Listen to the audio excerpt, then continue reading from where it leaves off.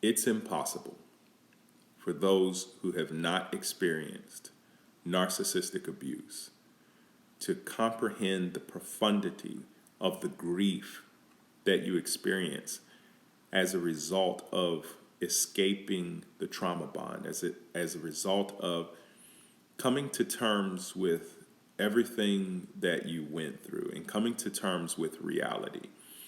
Because when you enter into that fantasy world, that shared fantasy with the narcissist, and you buy into their lies and you buy into them being this idealized version of themselves, you're in this state of fantasy. You're disconnected from reality. And that fantasy becomes your world. You build your world around them. You make all of these sacrifices. And those sacrifices that you make, they're real. The love that you have is real.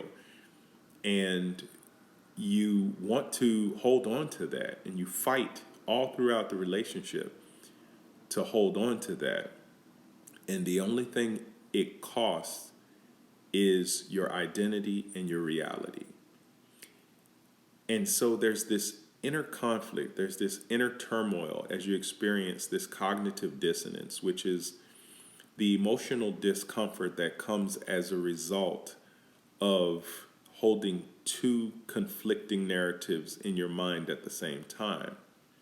When you see behind the mask of the narcissist and you see who they really are, that fantasy person dies. It's a type of death, and there's a grief that comes along with that death, and it's excruciating.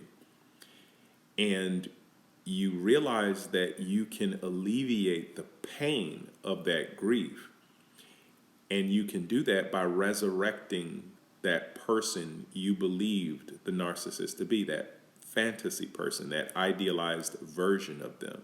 You can resurrect them. The only thing that it will cost you is your grasp on reality.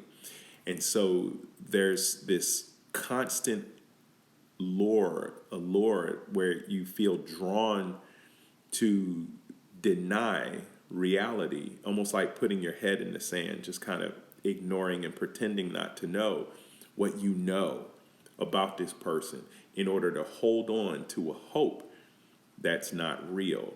And it's the cognitive dissonance and that oscillating back and forth between those two narratives that make it so incredibly difficult to escape that toxic trauma bond.